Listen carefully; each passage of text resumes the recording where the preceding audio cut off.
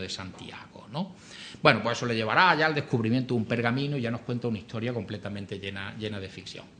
Por cierto que la idea de lo de las marcas ha dado lugar a muchísimas interpretaciones y a no pocas leyendas, ¿no? Hay quien asocia el juego de la oca, y de hecho hay una novela, en fin, muy llamativa para mí, con un valor extraordinario, porque está escrita por una amiga mía, que se llama El jardín de la oca, de Toti Martínez de Lesea, y que relaciona el Camino de Santiago con el juego de la oca. No es que el juego de la oca surgiese como consecuencia del camino, es muchísimo más antiguo. Parece ser que hay una especie de juego de la oca en la época de la guerra de Troya, que ya aquí les jugaba algo parecido a esto con algunos de sus guerreros durante el sitio de la ciudad de Troya. Pero en cualquier caso, la oca ha estado muy presente en el Camino de Santiago y ustedes lo saben mejor que yo, hay una topografía muy intensa relacionada con la oca en todo el recorrido. Un pueblo que se llaman Anclares de Oca, hay unos montes de oca, hay, en fin, muchísima topografía en este sentido. Otra novela que aborda otro aspecto diferente del camino, ya les he dicho, la de Torbado es la gente, el fárrago que hay por el camino. La de Paloma Sánchez Garnica, básicamente el origen del descubrimiento de la tumba del apóstol. Una tercera novela sería La estrella peregrina, que es una novela escrita por Ángeles de Irisarri. Supongo que quizá alguno de ustedes haya leído alguna novela de Ángeles de Irisarri, ¿no? Se centra fundamentalmente en el papel de los milagros, la importancia que tienen los milagros para la gente de la Edad Media que tiene una fe extraordinaria. Una aristócrata de Bretaña, una noble bretona, le ha nacido una hija pequeñita, enana, no crece, y la mujer está extraordinariamente preocupada porque su hija no crece. Y entonces lo que hace es venir en peregrinación a Santiago en una manifestación de fe extraordinaria para tratar de que el santo sea capaz de curar, en fin, el mal que padece su hija y que la medicina de la época no puede resolver. Y además, como la sitúa en torno al año 1000, Ángeles de Irisarri aprovecha para situarnos en torno a una fecha clave, que son, en fin, ese momento en que parece que la gente estuvo muy preocupada, casi aterrorizada, porque pensaba que el mundo podía acabarse en aquel momento. Hoy sabemos, un historiador francés de una solvencia extraordinaria, Henri Faucillon, escribió un libro titulado El año 1000, y los europeos del año 1000 no estuvieron en absoluto preocupados por terrores apocalípticos ni nada que se le pareciese. Lo mismo que los europeos del año 2000 tampoco estuvimos excesivamente preocupados, a pesar de que a todo esto se le dio muchísima cuerda mediática, porque el mundo podía acabarse también en el año 2000 o que podían ocurrir no sé cuántas desgracias. Entre otras, alguien hablaba de una especie de apagón electrónico que nos dejaría los ordenadores completamente liquidados y al mundo poco menos que desconectado. Ángeles de Irisarri en su novela nos sitúa en el terror del año 1000 y como es una novela pues se lo puede permitir. Una cuarta novela se titula El peregrino de Compostela, que se debe a un autor internacionalmente reconocido que es Paulo Coelho. Esta novela tiene un valor fundamental porque Paulo Coelho lo que hace es contarnos en esa novela su experiencia vital, es decir, la de un peregrino en primera persona. Y me van a permitir que me detenga un momento. Yo no he hecho el Camino de Santiago. He hecho alguna etapa del Camino de Santiago, pero no el Camino de Santiago completo. Pero tengo amigos y amigas que han hecho el camino. Unos son creyentes, otros no. Pero todos me han dicho lo mismo. En mi vida hay un antes y un después tras haber hecho el recorrido del camino. Y yo a la gente que es creyente decía, bueno, tengo una explicación de alguna manera, en fin, clara para que me digan esto. Pero aquellos que no creen, más allá de lo que se puedan explicar desde un punto de vista racional, sí me llama mucho la atención que me digan que en su vida hay un antes y un después. Y entonces me han dicho, mira, esto es como abrir una especie de recorrido iniciático, una especie de someter tu vida a revisión y darte cuenta que hay muchas cosas a las que le has tenido un apego, un interés extraordinario y que en realidad no merece la pena dedicarle tanto interés, tanto apego como le he tenido hasta ese momento. Y sin embargo me han descubierto otras cosas particularmente interesantes, llamativas, a las que yo le había prestado poca atención hasta entonces.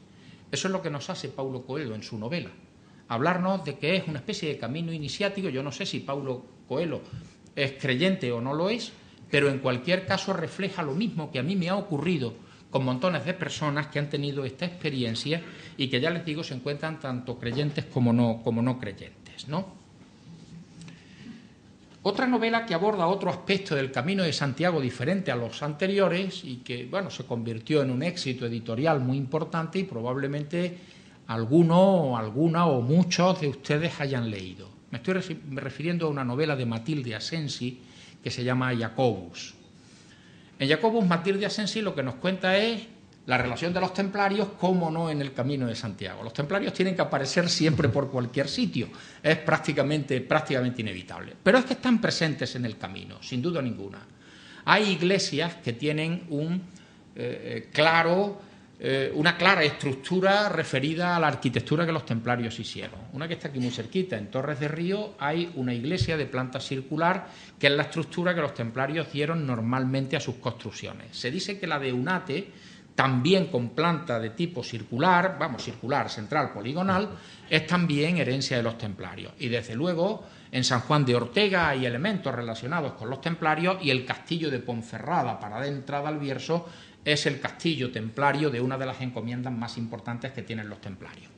No debe extrañarnos porque saben ustedes, aunque en torno a esto hay una cantidad enorme de debates, que los templarios surgieron como vigilantes de caminos.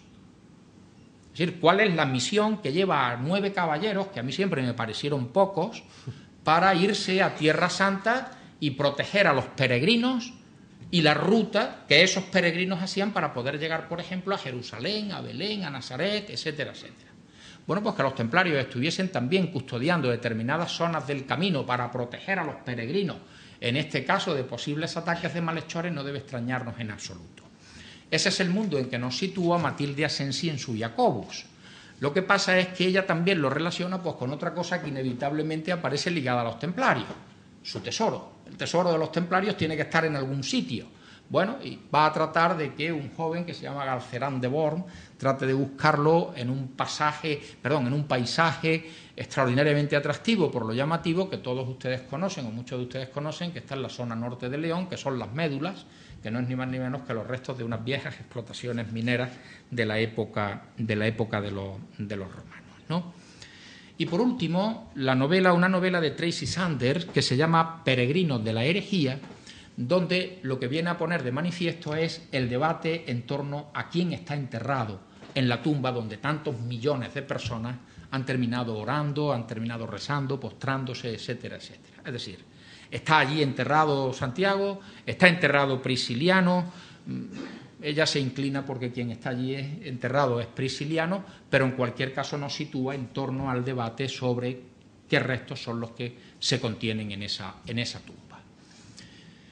Dicho esto, 3 precisiones finales. La primera, la ruta jacobea, es decir, esa ruta que a partir de principios del siglo IX se va convirtiendo en esa especie de autopista de la Edad Media europea, transita por un camino mucho más antiguo. Ahí hay una ruta muy anterior, probablemente ligada a determinados elementos culturales de la cultura celta. Alguien lo ha establecido como una ruta de los druidas y que no terminaba en Santiago de Compostela, sino que llegaba hasta la costa. De hecho, ¿cuál es el símbolo de los peregrinos de Santiago? Una vieira, una concha marina, una concha que está en el mar. Y era una ruta que seguía el camino de las estrellas, la Vía Láctea que sabemos que es hoy, para llegar hasta el final del mundo, allí donde la Tierra acababa. Eso ha dado lugar a toda clase de debates, a toda clase de comentarios y, bueno, donde también se ha desbordado la fantasía, siempre y cuando esté en manos de los novelistas, a mí me parece más que razonable.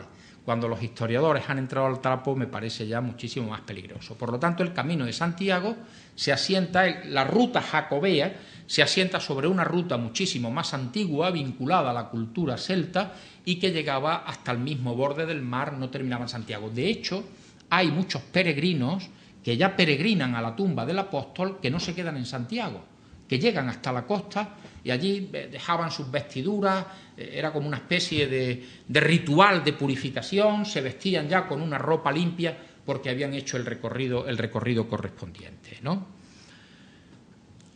Una segunda cuestión en torno al Camino de Santiago y sobre todo a la tumba del apóstol está referida a, bueno, y si hay todo este debate en torno a quién está allí enterrado, ¿por qué no se ha buscado? La solución parece bastante fácil, es decir, abrir la tumba a ver qué es lo que nos encontramos.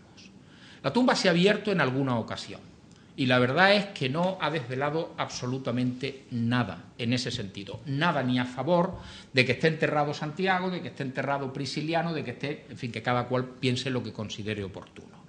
Y por último, el fenómeno que a mí me parece más importante de todos. Más allá de que alguien crea que está enterrado Santiago o no está enterrado Santiago, que está enterrado Prisciliano o no está enterrado Prisciliano, que el camino es una leyenda que ha tenido numerosísimas variantes en cuanto a los elementos que uno se puede encontrar en su recorrido, vuelvo al principio de mi conferencia. Con fe o sin fe, el camino de Santiago como descubrimiento de la supuesta tumba del apóstol, 1200 años funcionando. Y sigue siendo una realidad, por encima de creencias, por encima de quien tenga fe o quien no la tenga. Y ese es el elemento que a mí me parece de más valor de esta ruta, por la que han transitado millones de personas por las razones más variadas. Algunas poco confesables, desde luego, y otras ciertamente confesables de gente que ha tenido una fe que se ha mantenido a lo largo del tiempo. Esto es lo que yo quería contarles. Espero no haberles aburrido más allá de lo estrictamente necesario.